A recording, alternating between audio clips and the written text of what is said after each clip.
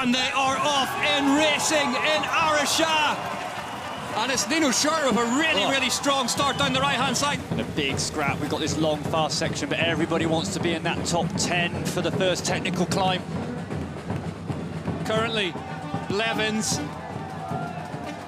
from Koretsky, from Andreasen, from Nino Schurter. We're just hearing Joshua Dubois also involved in that pile-up. Yeah, this is, I think, the most difficult descent. We saw Jen Jackson crashing in the women's race down here. Yeah, there's no lice line. It's just all a bit gnarly and a bit messed up with the speed. Oh, Koretsky cutting it fine round the outside of that log. Here we go, up this climb for the first time properly. Specialised factory racing, flying information out from Blevins and Koretsky. Here's their Whoop Live heart rate zone comparison. Pretty much identical. Nothing to choose between these two in Araxá so far this weekend. What's interesting to see is obviously these guys, first and second in the short track, they know they've got form. They both have gone off really hard in this lap. They looked behind and actually saw they had a little bit of a gap. Look at Blevins just nose-tapping his way through those doubles. Andreasen just motoring his way past Nino Schurter as the Specialised factory racing riders come round to complete the first lap. They're not hanging around. They're not going to wait for it to regroup. They're going to push on. No, they've not been invited to the chat group, these two. Andreasen crossed the line with Schurter in close contention. Here they are at the bottom of the climb. Koretsky leads them now onto it. This is pretty impressive, if I say so myself. I've never seen two guys go off the front. We're going way back to the kind of Miguel Martinez, Christophe Dupuis Sundays, where guys could go, right, we're in the same team, we're going to hit the front and just going to smash it. I love that you've got a Miguel Martinez reference in here. I love it so much. 17 seconds up, 17, keep her tight. Listen, 17 seconds. They're getting the call from the side of the track from the Specialised team. 17 seconds, keep it up. But as well, when you're riding like this, they're working together. They're not going to trip each other up. Whereas when you're in a group, it's sometimes quite inefficient. One rider gets to the front, gets in the way, they bang bars. Listen, Mike telling Vidari not to push their teammate, Specialised factory racing. So is he worried that Vidari could bring everyone else across that gap? I think it's just important to let your other rider know that two of your teammates are up in the trail, and just not get excited and try to move up and maybe help the other guys. But also it could be a move that he gets the message, moves to the front and try to park a little bit. Yeah. Look at these two up this punch of a climb. 20 seconds now. Come on, boys, is the call. Andreasen, and there is the third Specialised rider in the national champions jersey of Chile, Martin Vidari. The thing is that it's crucial that the Specialised boys, they stick together at least for a couple of laps, because they need to cooperate with each other now. And the thing is that if they keep adding time, at some point the chasing group, it's going to park. So they need to do that especially now. with Vidari acting as a handbrake, This is unbelievable. To have that, to get in the front on that first hill, to fight for it, and then to put this, this is a tactic they would have had in advance, I'm sure, and then to put it into practice. Bit of a gap now, just a couple of bikes starting to form between Koretsky and Blevins. Straight back into it.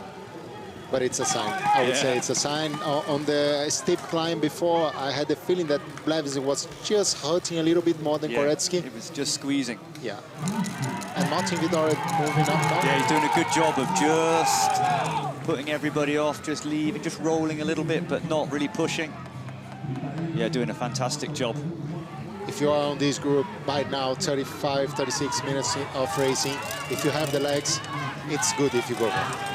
I would be, as a matter of urgency, to get myself around Martin Vidari before this climb. Otherwise, he's just going to park up a little bit and roll. Oof. Here we go, Vidari swings left. Is he just going to block off? Filippo Colombo does indeed. So now Specialised 1, 2 and 3 in the race, and you can bet your mortgage that Martin Vidari is not going to continue this charge forward. He won't be sprinting up this hill, that's for sure. You see just parking up, relaxing a little bit. I mean, everything's relative, but relatively parking up. He's not charging. He's not charging. Not doing 800 watts.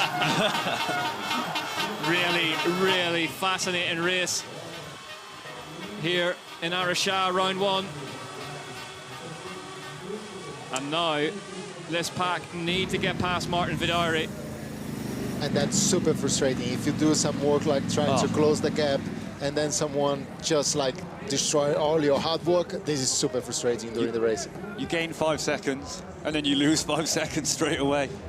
I think that Martin Vidari has played an absolute blinder here today. He's just been the fly in the ointment at the front of that group that stopped them organising and unionising and getting forward to get to that leading 2. And also gives you the confidence during the race that I'm doing my job and I can save the legs. I don't need to do the work. I'm just here like to be efficient and to frustrate people. And towards the end, he could like make a move on the last half lap and still be on the podium. The big red machine out front. Specialized factory racing. As the pack comes round to complete lap 7 out of 9. Third place, extremely hard to call. Schwarzbauer, Colombo, Saru, Boishy, Zanotti, Brido, Brandl. Everyone still in there. And Vidari again back there. I'd say Colombo will just look behind him. I think he's going to get some help from somebody and just see Martin Vidari just shaking his head. Right, I want both of your opinions. Lap 7 out of 9. If we are under team orders here from Specialized Racing, when are the reins let go? When do they just let him race? Only the last lap. Last lap? Last lap. Only the last lap. Yeah. No reason to over-risk things. Well, Or paper, scissors, stone. paper, scissors, stone. Penultimate lap then, lap 8 out of 9 underway. The gap 52 seconds from the Specialized pairing that have led for the entirety of this race. You couldn't get a cigarette paper between them. And we are heading to the sharp end of things, where there will be a titanic battle for round 1 of this season's UCI Cross Country Olympic World Cup. Just a little gap now appearing between Koretsky and Blevins. Looking greasy on that climb. Martin Whiteley, our in-house stats expert, has been on. In 35 years, 21 men have won the opening round. Both Koretsky and Blevins are in that group. Wow, but it's splitting. This is it. This is it. Here we go. Koretsky looking like he's starting to build a gap ahead of Christopher Blevins. 3 seconds on our screens as this group hits the woods, and it's Martin Vidari at the front of it. And Boishy. 2 Specialized riders hitting the front, chaos behind. There's your race leader, the first, oh, sorry. That's Chris Blevins, so 5 seconds back off Koretsky. And the first time we've seen these two separated on track all race long. Is this going to be the race-winning move? Victor Koretsky has attacked his teammate on lap 8 out of 9, and he's going to go long, Ollie. Yeah, and it's interesting. Blevins now, he's got to regroup. They've got a decent gap, but they're charging from behind. Henrik, what's your view on this? Is this too much too soon, or is this perfectly timed from Koretsky? Well, he's stronger. He seemed to be like strong on that first piece of the course, and Blevins was slightly fast at the back end of the lap.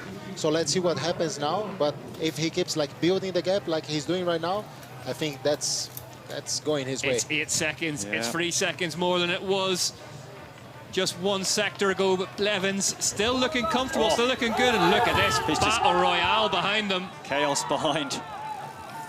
What a race. Vidari and Boishy, Specialized Factory Racing, 1, 2, 3, 4. But looking at that group, I think the 2 Specialized riders are now allowed to race. Yeah, they're going to take it on. There's Koretsky up the top of the climb. Christopher Blevins trying to match him pedal stroke for pedal stroke. 7 seconds on our clocks. What's it going to say as they come through here? 7 seconds holding now.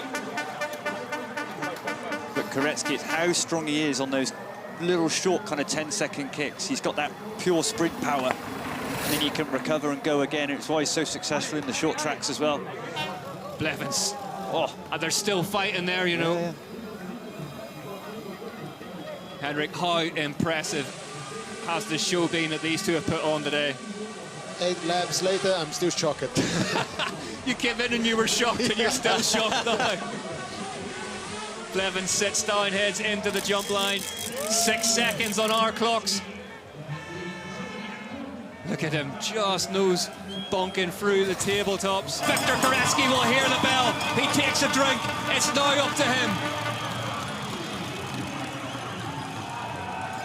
This is goosebumps stuff as Christopher Blevins goes on the hunt of his teammate Viktor Koretsky. They've been inseparable all race long. It is all going to come down to this final lap. Here we go. Look who's at the front of this one. The young team, Boischy and Martin Vidari lead them across the line. Nino Schurter's with them. Specialized first, second, third and fourth. And Vidari, whether Boischy just let the gap go then, or the legs are starting to go, but he's forced Nino to come round. Nino Schurter attacks Adrien Boischy now. Adrien Boischy, who probably was just about born whenever Nino Schurter had his first season, and look who's in front of him. Vidari's gone off the front. Martin Vidari, the Chilean national champion.